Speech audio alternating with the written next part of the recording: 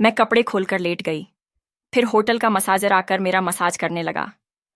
पहले तो वह बहुत आराम आराम से धीरे धीरे मसाज कर रहा था और मुझे काफी सुकून भी मिल रहा था। लेकिन फिर कुछ देर बाद उसने अपना हाथ आगे बढ़ाया और मेरे वहां तक छू गया और मैं कुछ बोल भी ना सकी। मेरा नाम आरती है और यह कहानी मेरे जीवन की ही है।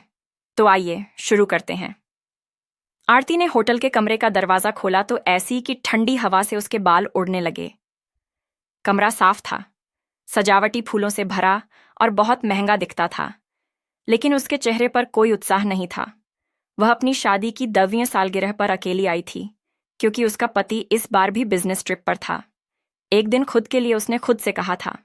आरती ने दरवाजा बंद किया, चप्पल उतारी और धीरे धीरे बैग से अपने कपड़े निकाले। वो आईने के सामने खड़ी हुई, खुद को देखा जैसे सालों बाद पहली बार। थकान उसकी आंखों में साफ थी, न सिर्फ शरीर की बल्कि उस रिश्ते की जिसमें वह हर दिन कुछ कम होती जा रही थी। उसने गर्म पानी चलाया और धीरे धीरे अपने कपड़े उतारने लगी। बाथरूम बहुत सुंदर था। संगमरमर की दीवारें, हल्की मध्यम रोशनी। आरती ने जैसे ही शावर ऑन किया, एक सुकून सा उतरा। पानी की हर बूंद जैसे बीते सालों का गुब्बार धो रही थी। मगर तभी एक अजीब सी सिहरन उसके पीठ पर दौड़ गई, जैसे कोई नजरें उसे देख रही हो। उसने जल्दी से पीछे मुड़कर देखा, लेकिन वहां कोई नहीं था। पागल हो गई हूं शायद, उसने खुद से कहा। बस थक गई हूं। आरती टॉवल में लिपट बाहर आई और होटल के फोन पर रिसेप्शन को कॉल किया। हेलो, मुझे एक रिलैक्सिंग बॉडी मसाज चाहिए आज ही। श्योर मैम, हमारे पास एक प्रोफेशनल है, विजय। क्या शाम 7-8 बजे ठीक रहेगा? हाँ, उससे झिझकते हुए कहा। शाम के 7-8 बजे दरवाजे पर एक दस्तक हुई। आरती ने दरवाजा खोला तो सामने खड़ा था एक लगभग 38 साल का शख्स। गहरी आंखें, सादे कपड़े और हल्की मुस्कान। हेलो मैम, आई एम विजय में। आई कम इन। उसकी आवाज में ना कोई बनावटी थी ना कोई झिझक। आरती ने चुपचाप सिर हिलाया। Where would you like me to seat up the towel? उसने पूछा। आरती ने खिड़की के पास इशारा कर दिया। विजय ने बड़ी सहजता से टेबल लगाई, तौलिए बिछाए, तेल रखे, फिर उसकी ओर मुड़ा। आप तैयार हैं? हाँ, मैं अभी आती हूँ, आरती ने कहा और वॉशरूम में चली गई।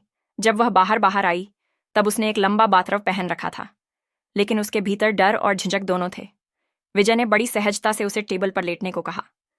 पीठ के बल आप रिलैक्स हो जाइए, कोई जल्दी नहीं है। जैसे ही उसका हाथ आरती के कंधों पर गया, एक पल को उसने आंखें बंद कर लीं। विजय का स्पर्श ना तो ज्यादा गहरा था ना बहुत हल्का। वह जानता था कि स्पर्श कैसे शांत करता है। आरती ने पहली बार किसी अजनबी के हाथों में कोई डर महसूस नहीं किया, बल्कि एक अपनापन सा। विजय चुपचाप अपने काम में लगा था। आपको बहुत थकावट है, उसने धीरे से कहा। आरती कुछ देर चुप रही, फिर बोली, थकान नहीं है, खालीपन है। विजय कुछ नहीं बोला, सिर्फ हल्की मुस्कान दी। आरती की आंखों में पानी उतर आया। उसने अपनी आंखें मूंदी और पहली बार इतने सालों में खुद को किसी के सामने खुला महसूस किया। बिना शब्द के कमरे में अब केवल धीमी मध्यम रोशनी थी। पर्दों के पीछे शाम धीरे धीरे रात में ढल रही थी और आरती की आंखें बंद थीं। विजय के हाथ अब उसकी पीठ के कंधों तक, फिर गर्दन के पास आते हुए बहुत ही नरमी से अपनी यात्रा पूरी कर रहे थे। आरती की सांसें अब पहले जैसी नहीं थीं। वह थमी हुई थी, जैसे किसी भावनात्मक बंधन में बंध गई हो। वह फुसफुसाई, कभी कभी लगता है मैं बस जिंदा रह रही हूं, जी नहीं रही। विजय का हाथ वहीं रुक गया। उसने कुछ पल चुप रहकर पूछा, आपकी जिंदगी में क्या आपको कोई सुनता है? आरती की आंखें खुली नहीं, लेकिन दिल जैसे एकाएक खुल गया। सुनता तो है लेकिन समझता नहीं, उसके लहजे में टूटी हुई आवाज थी। शादी को 10 साल हो गए, आरती ने बोलना शुरू किया। पहले लगता था मैं उसकी दुनिया हूं, फिर धीरे धीरे मैं सिर्फ एक जिम्मेदारी बन गई। हर त्योहार, हर खुशी बस औपचारिकता बनकर रह गई। विजय कुछ नहीं बोला। वह सुन रहा था, जैसे कोई बूंद बूंद रिश्ती दीवार को अंदर तक महसूस कर रहा हो। मैं बिखरती रही और उसने कभी देखा भी नहीं। आरती की आवाज धीमी हो गई थी। विजय ने धीरे से उसकी हथेलियां पकड़ी। आप टूटी नहीं हैं आरती जी, सिर्फ थक गई हैं। उसके इन शब्दों ने जैसे किसी कांच की दीवार पर चोट कर दी हो। आरती की आंखों से आंसू बह निकले। कभी कभी बस कोई सुन ले, छू ले, कुछ कहे नहीं, बस थाम ले, उसने कहा। तो बस आज मैं थामता हूं, विजय ने धीमे से कहा।